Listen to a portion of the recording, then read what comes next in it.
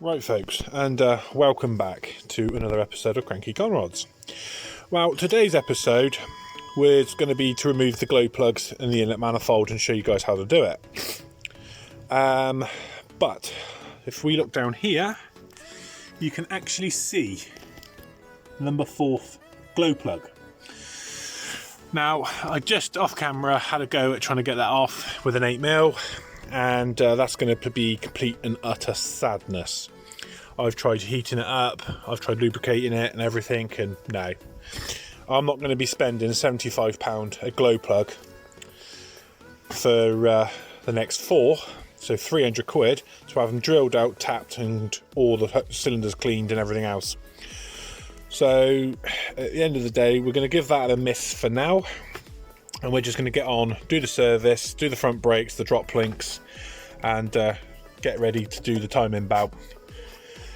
Because we actually have another project waiting in the wind behind this one. Oh, excuse me, hay fever. That's what you get for living in the countryside, I guess. But yeah, let's just get dived in, get this serviced, and we'll get this knocked out. And hopefully we'll be on to the next one.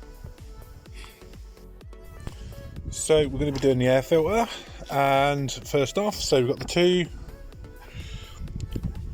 4, 6 little Phillips screws, and this lifts off. Now, in the last video that we done, I'd already removed this to show you guys what it looked like. So we're just going to knock this through this over to the side, yoink.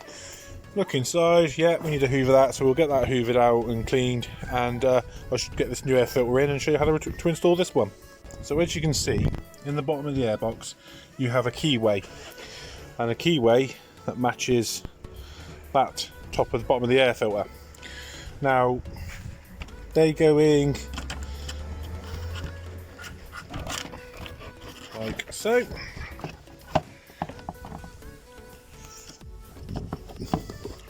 Try and do this all one-handed. Right, and there you go, look, it will not turn. Lift it up, it'll turn, set it down so it locks. Once it's locked, you can just then go ahead, pull the lid back down, line it up with the screws like so, push it down, and that is it. That's all it is to do your air filter on your Mondeo. So we're going to move on, tighten these up, and they're not going to be tight. All it's got to be is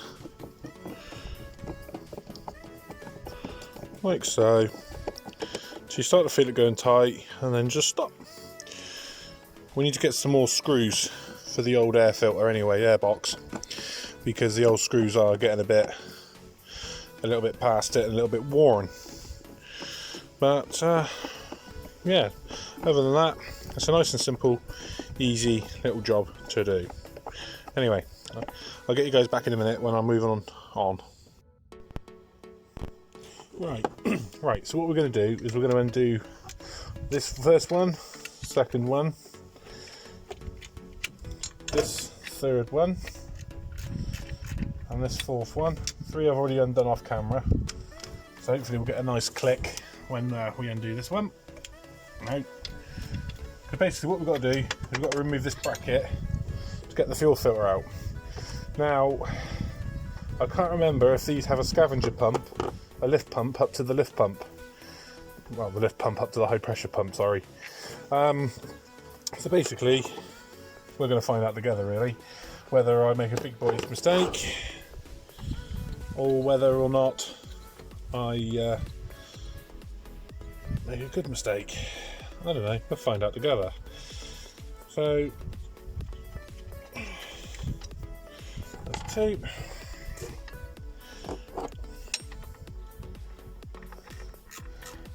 As I say, I've been told I think these ones have a pressure pump, a lift pump in the tank on the 2.2s. So, you know, we'll find out or not whether this one has or hasn't. But nonetheless.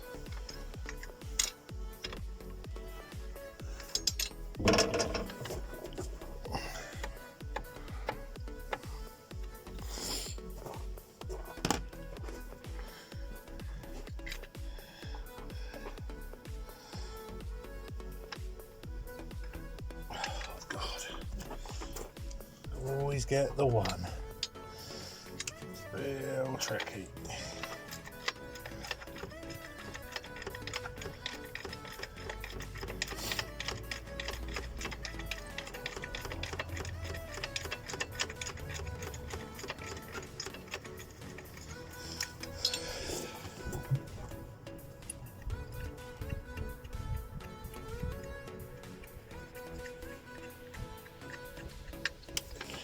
So 4 bolt nuts, remove one cover,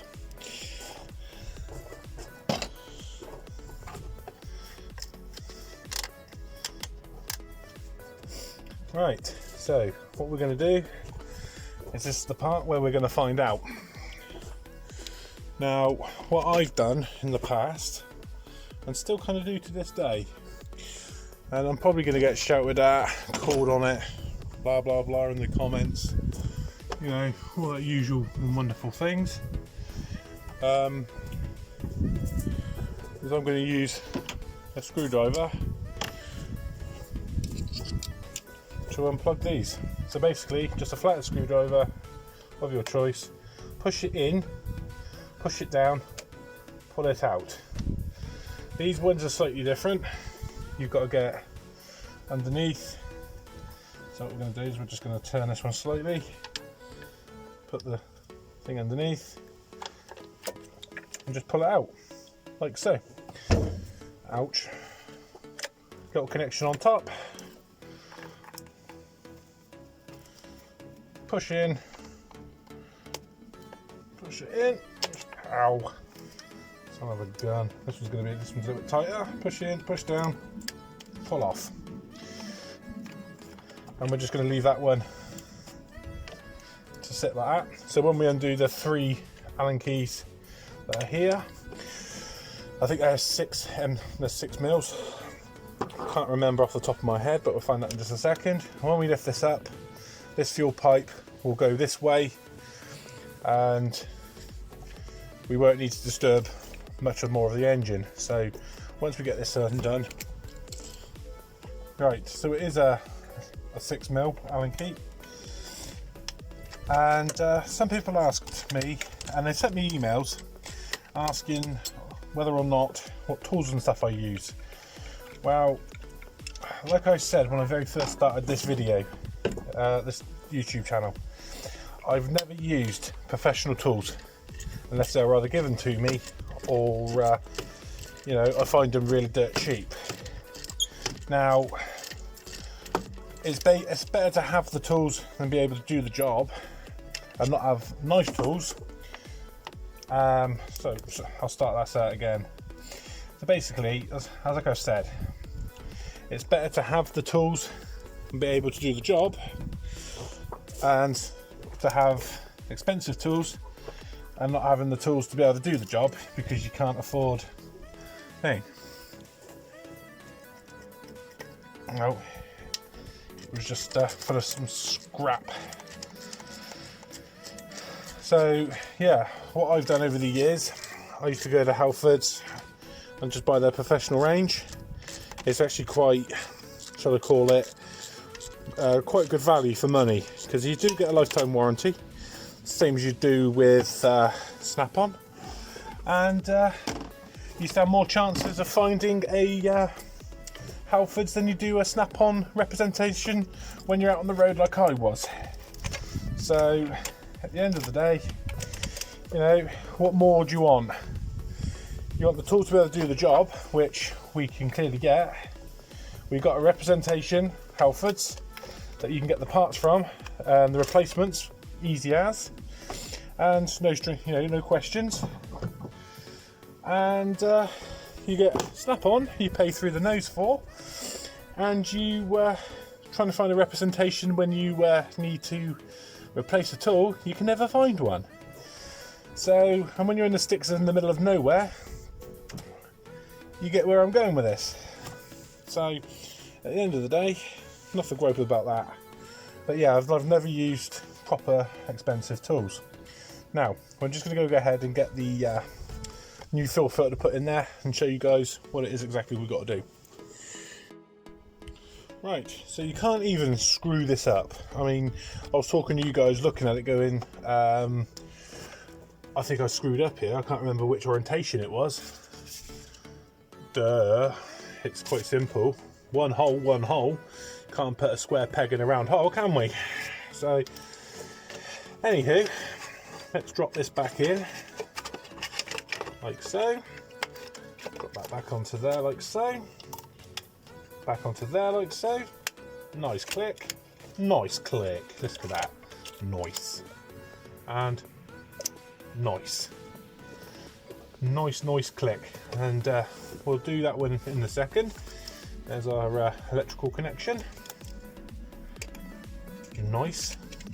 And we're just going to go ahead now and put this back together. So, yeah, comment below if you prefer me to do the videos like this, or whether you prefer where I do it in step by step. You know, where I show you a frame of what to take off and then the parts off, or whether you prefer it like this. You know, I'm not fussed either way. It's just that somebody's advised and said it would be a cool idea to do it this way. He's another really good YouTuber, so that's exactly what we're going to do.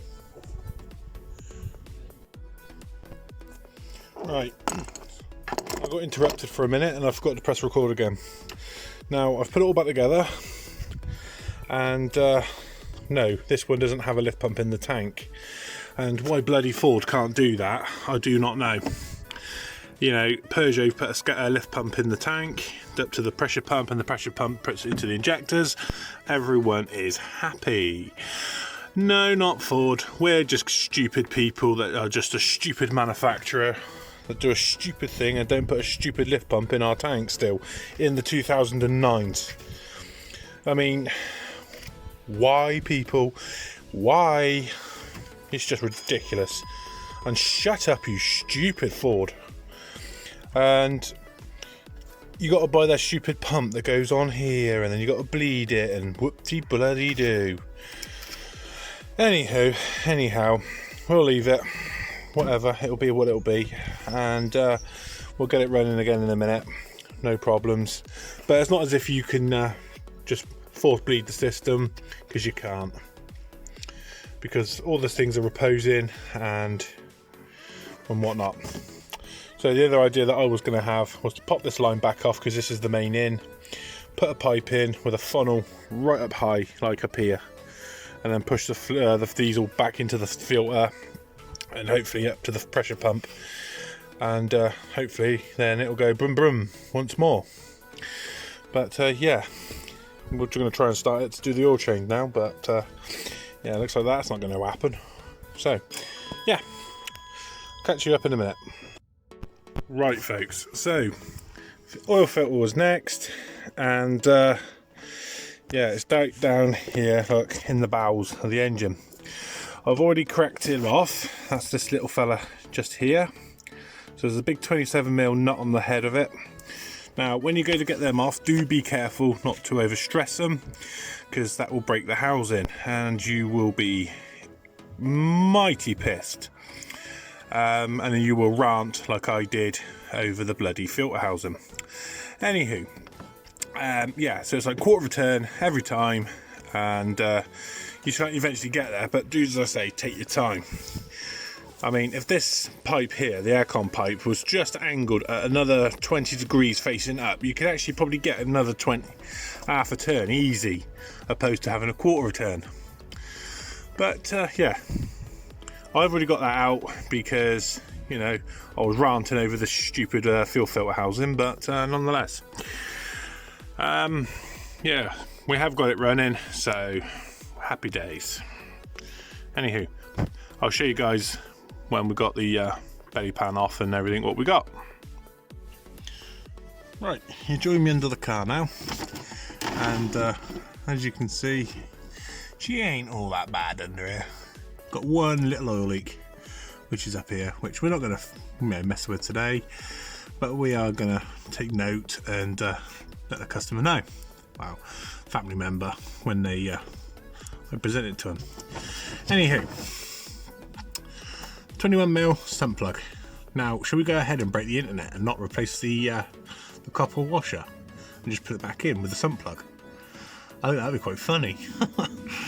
Everyone will be, you shouldn't be touching cars. Oh, you're evil. And oh, yeah, right. Let's just go and break the internet and put it back in with Loctite and threads and, you know, silicone gaskets and all that lot, and do a real botch job of it and make it look quite funny. Shall we like proper wig them out, folks, and use some FAI silicone professional use timing chain cover gaskets and stuff? I mean, it says here the technical datas and everything can keep out the reach of children and do not apply to any head gasket. So it doesn't say we can't use this on a sump plug. And I've got the tool to put it back in with as well. You know, if we're going to break the internet, we might as well break it in style and really upset some people, you know, because I think that'd be quite funny. But anywho, nonetheless, no, actually we're not going to use that and everything else, but we will use that. Make sure that gasket, you know, that crush washer really crushes down nice and tight.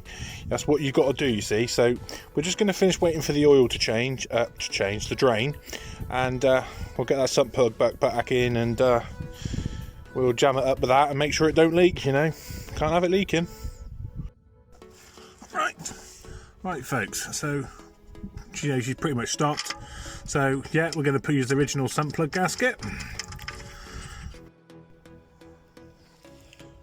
Right, folks. So, like I said, go ahead and break the internet. Do it with style. There we go. There we go. Nice and tight, look. There we go.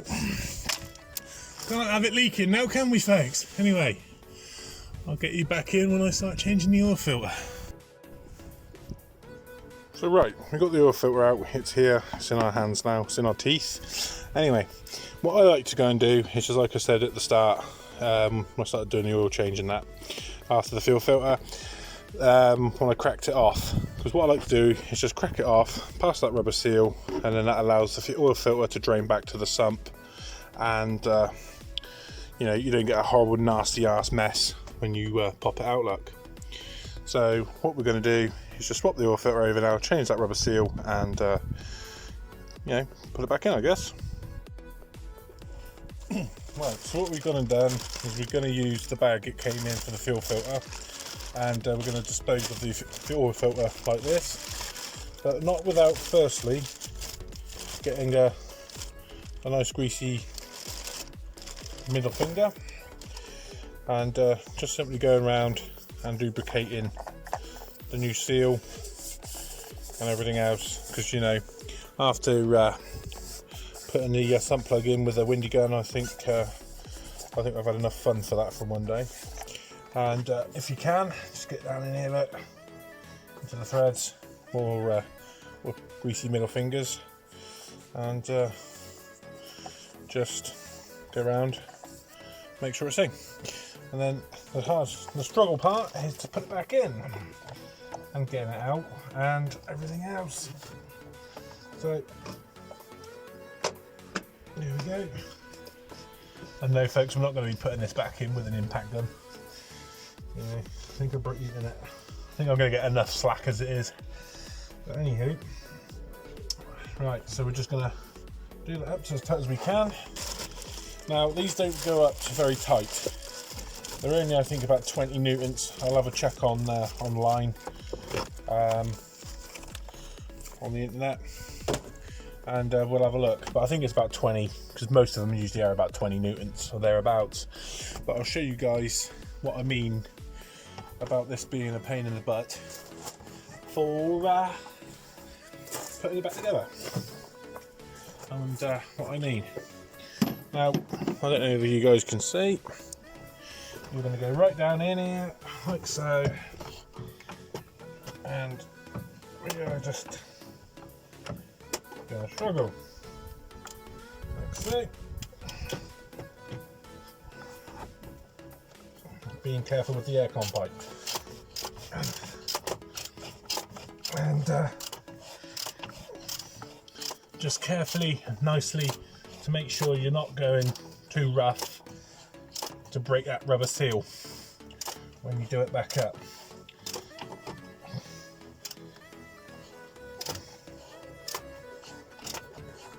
Because these can leak and you'll have a sad day.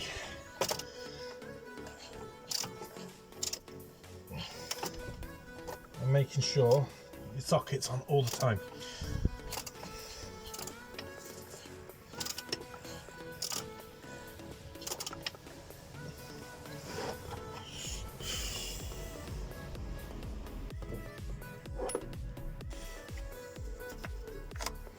What do you reckon, folks, getting this in a hole-in-one? Well, I must have done something right in life because I've got 2 kids. Anyway, let's see. Let's see if my aim is as good as I think it is. What do you reckon? Take your bets. Oh, yeah, buddy! Yeah! Here we go.